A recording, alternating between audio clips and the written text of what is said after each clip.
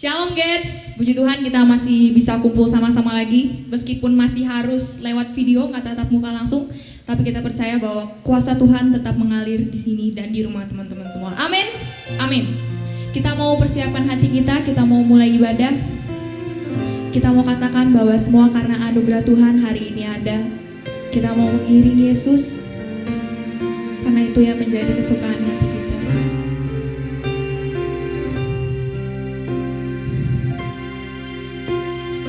Semua karena anugerah-Mu hari ini ada, bukan karena kuatku, bukan karena kuatku, namun karena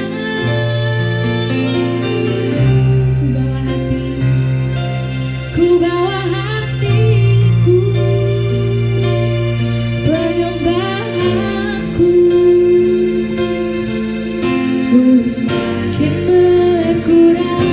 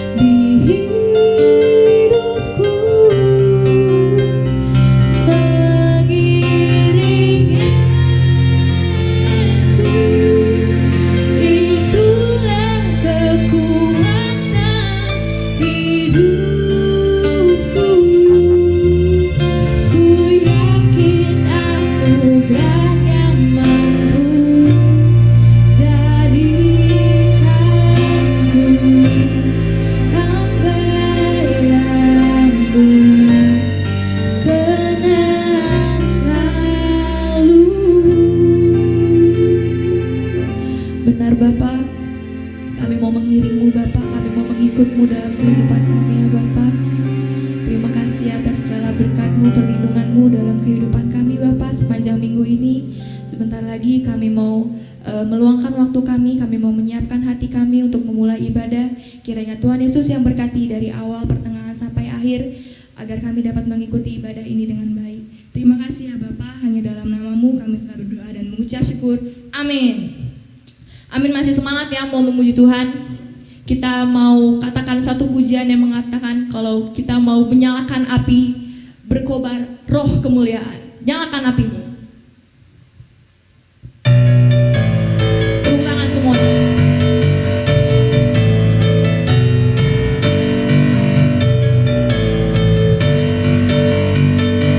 Jiwa bebas terlepas. Jiwa bebas terlepas, kuasa maut tak terhempas. Nama Yesus pemenang, nama Yesus jawaban. Langkah takkan berhenti berlari, berlari sampai akhir. Serukan tinggi namanya, serukan ajaib namanya. Roh Kudus membakar setiap kami. Bakar, naikkan pujian, mujizat terjadi. Mengalir kuasa-Mu, mengalir kuasa-Mu. Nyalakan api-Mu, ku nyanyi oh oh oh oh oh oh oh. Tercurah kuasa-Mu, nyalakan api-Mu, ku nyanyi oh oh oh oh. Keajaiban terjadi.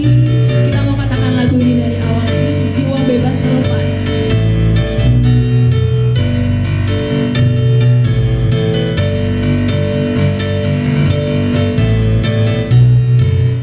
Jiwa bebas terlepas, kuasa maut tak terhempas.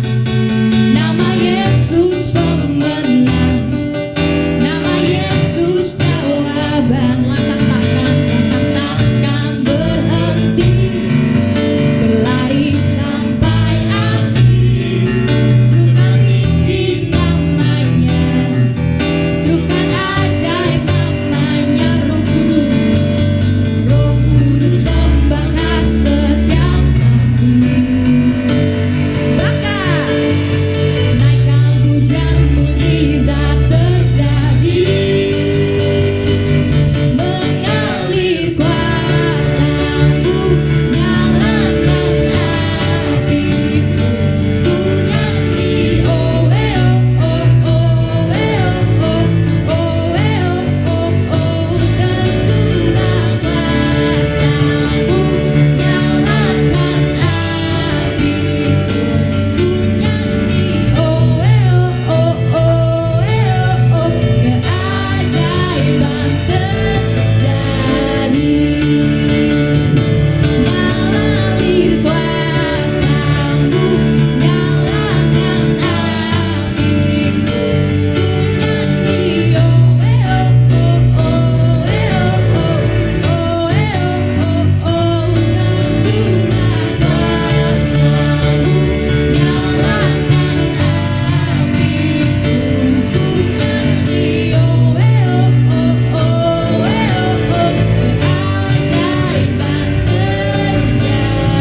Keajaiban terjadi. Keajaiban terjadi. Katakan lagi, keajaiban terjadi. Keajaiban terjadi. Amin. Keajaiban terjadi. Kuasa Tuhan turun mengalir atas kita. Kita mau siapkan hati kita mau masuk ke firman Tuhan. Haleluya. Kita mau rendahkan diri kita. Kita mau mencari kasih setia Tuhan. Haleluya.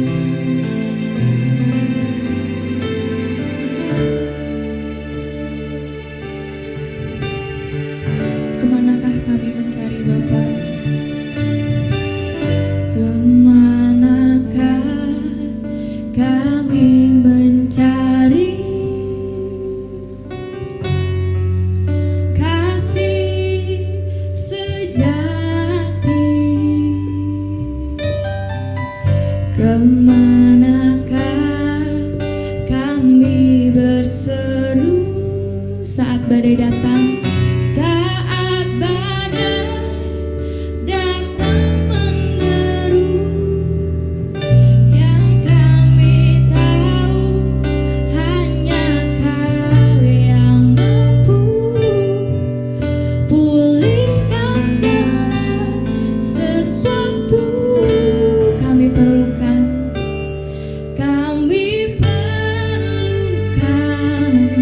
keajaiban-Mu. Kami perlukan sentuhan kuasa-Mu. Kami tak dapat jalan sendiri.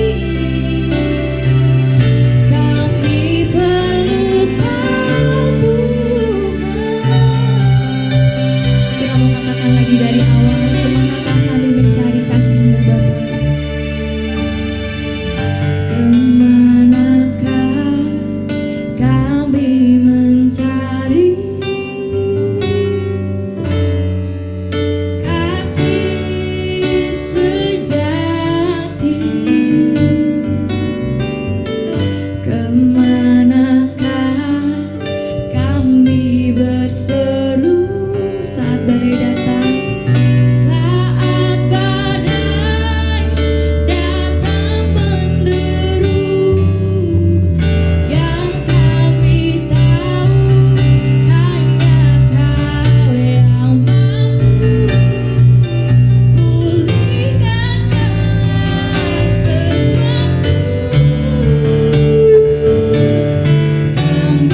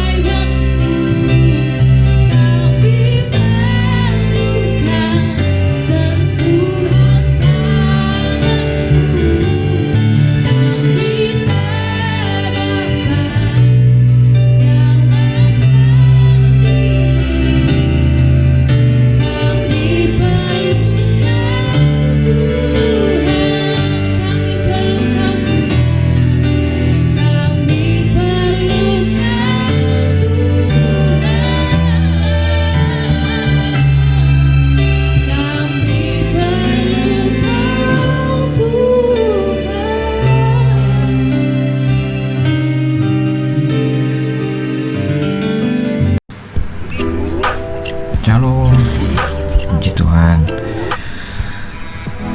Hari ini saya mau ngajak teman-teman youth belajar tentang komitmen. Apa yang dimaksud dengan komitmen? Komitmen adalah suatu keadaan di mana seorang membuat perjanjian atau keterikatan baik kepada diri sendiri maupun kepada orang lain yang tercermin dalam sebuah tindakan atau perilaku tertentu yang dilakukan secara sukarela ataupun terpaksa. Ada orang lain juga yang mengatakan bahwa komitmen adalah suatu bentuk kewajiban yang mengikat. Kewajiban yang mengikat seseorang dengan sesuatu, baik itu diri sendiri ataupun dengan orang lain, tindakan tertentu atau hal tertentu. Kalau bicara soal terminologi, kata komitmen berasal dari bahasa Latin, yaitu komiter, yang berarti menyatukan, mengerjakan, menggabungkan, dan mempercayai. Sehingga menurut asal katanya, arti komitmen adalah suatu sikap setia dan tanggung jawab seorang terhadap sesuatu, baik itu diri sendiri, orang lain, organisasi, ataupun hal tertentu. Jadi, dari penjelasan pengertian komitmen yang tadi saya sudah sebutkan, saya mau menyimpulkan bahwa Secara umum, tujuan dari komitmen adalah untuk memberikan jaminan sehingga sesuatu tidak berubah di masa depan. Komitmen adalah bicara tetap sesuai dengan isi yang sudah dikomitmenkan. Bahasa Indonesia saya agak kurang baik. Nah, hari ini kita mau belajar tentang komitmen. Komitmen itu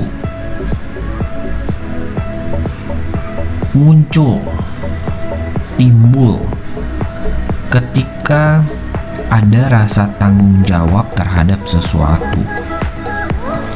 Beberapa orang berkomitmen karena senang dengan apa yang dilakukannya. Sedang sebagian orang berkomitmen karena ada rasa takut kehilangan kalau dia tidak menjalankan komitmennya. Itu komitmen. Saya senang dengan yang namanya sejarah. Kalau teman-teman belajar tentang sejarah gitu ya, saya senang sekali dengan salah satu tokoh nasional kita, mantan wakil presiden RI yang pertama. Kalau bicara soal komitmen, saya senang sekali dengan tindakan beliau ketika beliau mengeluarkan maklumat pemerintahan Republik Indonesia tapi nomor 10. Jadi waktu tanggal 16 Oktober 1945, Wakil Presiden Dr. Andes Muhammad Hatta, dia mengeluarkan maklumat pemerintahan RI yang ke-10. Ini yang saya suka ketika bicara soal komitmen. Seorang wakil negara, wakil dari pemerintahan yang mewakili rakyat Indonesia, dia membuat buat saya ini komitmen gitu ya. Waktu itu ada sebuah badan negara yang dibentuk sebelum adanya DPR dan MPR, namanya KNPI. KNPI adalah Komite Nasional Indonesia Pusat.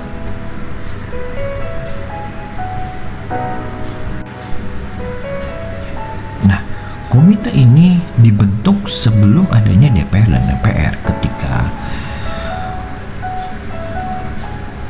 merdeka gitu ya, dan kita masih memperbaiki sistem pemerintahan kita di Indonesia waktu tahun 45, waktu masa-masa kita baru merdeka.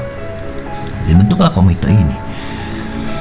Dan komite ini waktu baru pertama-tama dibentuk sebelum adanya maklumat yang nomor 10 ini, KNPI itu diberi sebuah pekerjaan dalam kekuasaan legislatif. Jadi kekuasaan legislatif itu diserahkan kepada KNPI sebelum adanya DPR dan MPR sesungguhnya gitu ya. Dan waktu itu yang mungkin masih ingat ya zamannya saya mungkin ya, GBHN, Garis Besar Haluan Negara. Nah, KNPI itu salah satu komite yang mengerjakan garis besar haluan negara. Kalau anak sekarang mungkin nggak tahu tentang hal ini, mungkin teman-teman bisa browsing di Google gitu. Nah, yang saya suka dari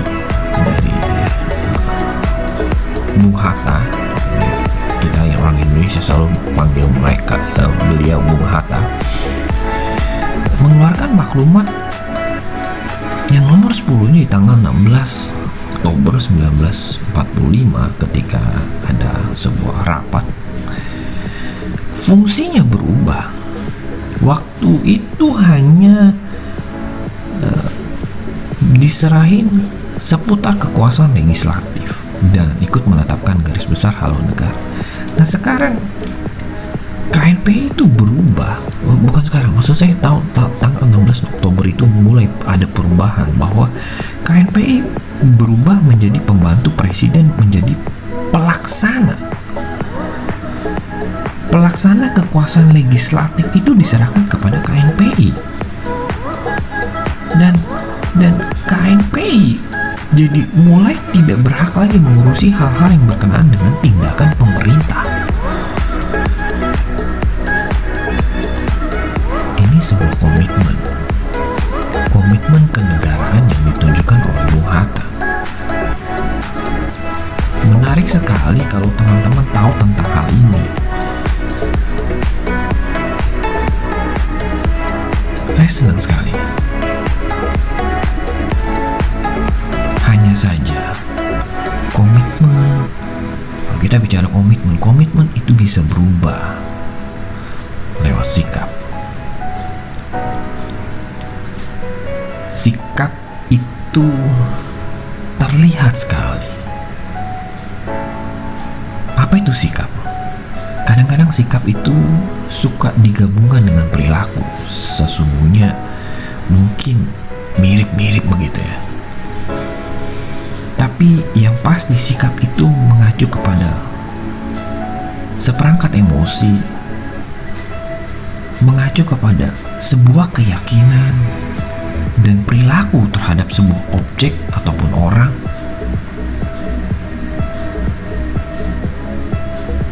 Dan seringkali sikap itu merupakan hasil dari pengalaman. Nah, sikap itu bisa bertahan, tapi sikap itu juga bisa berubah. Nah, ketika bicara soal komitmen sangat-sangat amat sangat dipengaruhi dengan sikap.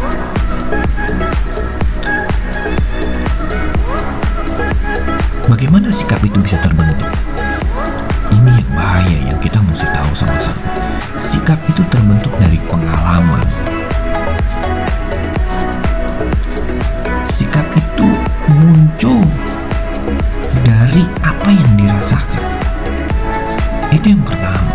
Yang kedua, sikap itu juga muncul dari faktor sosial. Peran sosial dari norma-norma sosial itu bisa memiliki pengaruh kuat kepada sikap. Jadi kalau lingkungan yang mempengaruhi kita, lingkungan tempat kita tinggal, lingkungan kita sekolah, lingkungan kita kerja, itu akan mempengaruhi sikap kita.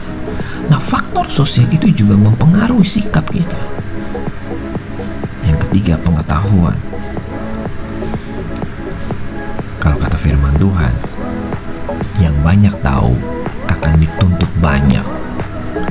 Ketika kita semua belajar semua tanpa terkecuali, semua kita pelajari, maka itu akan mempengaruhi sikap kita. Ketika kita tahu semua, ketika sepertinya kita sudah tahu semua, itu akan mempengaruhi sikap kita.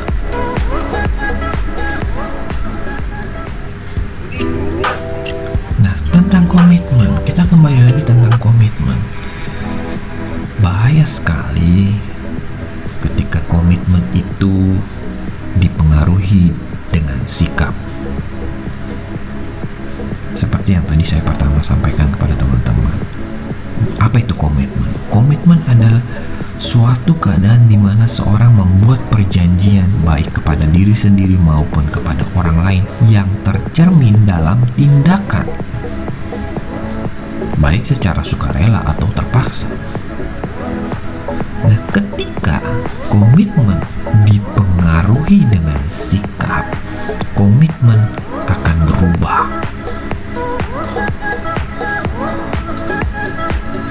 Bahayanya adalah ketika komitmen itu berubah. Bahayanya adalah ketika komitmen itu dicampur adukan dengan sikap, maka komitmen akan berubah.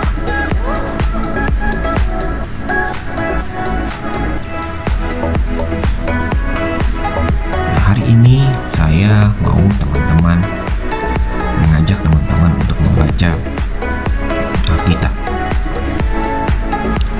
Semoga gak bosan. Yosua pasal 24 ayat 15. Teman-teman bisa memperhatikan Alkitabnya masing-masing. Yosua 24 ayat 15 ini yang saya suka dari tulisan ini, dari kitab Yosua. Tetapi jika kamu anggap tidak baik untuk beribadah kepada Tuhan, pilihlah pada hari ini kepada siapa kamu akan beribadah. Allah yang kepadanya nenek moyangmu beribadah di seberang negeri sungai Efrat, atau Allah orang Amori yang negerinya kamu diami. Komitmen, balik lagi tentang komitmen. Di ayat yang ke-15, di kalimat yang terakhir, dia bilang seperti ini. Tetapi aku dan seisi rumahku, kami akan beribadah kepada Tuhan.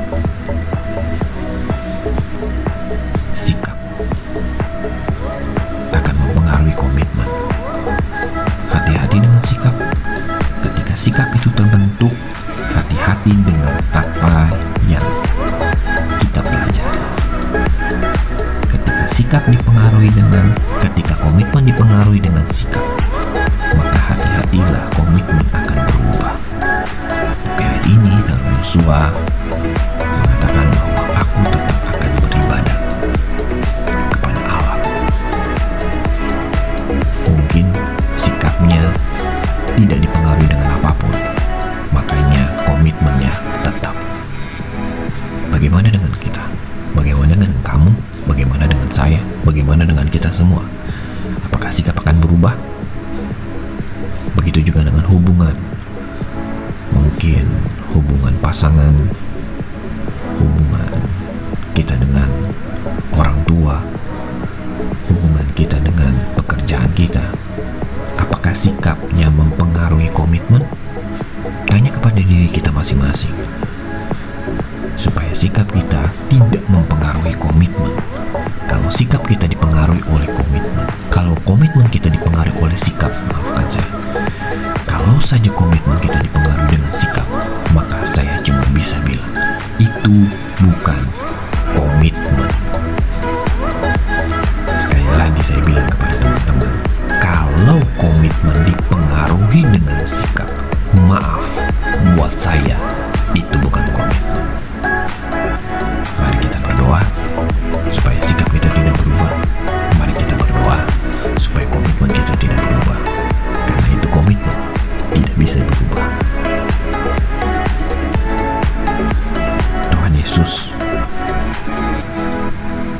kami bersyukur di kesempatan yang baik ini kami belajar tentang komitmen, sedikit tentang komitmen.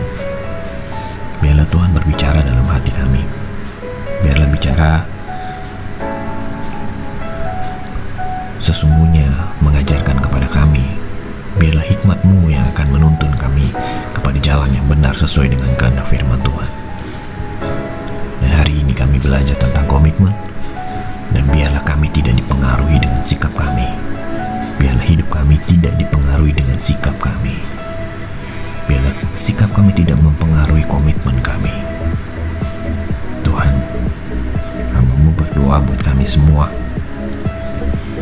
Biarlah kiranya kami hidup sesuai dengan kehendak firman Tuhan di masa yang sulit ini, di masa yang kurang baik ini, yang kurang menguntungkan mungkin buat kami, tetapi kami hidup sesuai dengan aturan yang Tuhan sudah berikan dalam firman Tuhan dan tidak mempengaruhi komitmen kami. Kami berdoa menyertai kami semua, biar Roh-Mu yang menyertai, berikan kami hikmat, berikan kami kekuatan,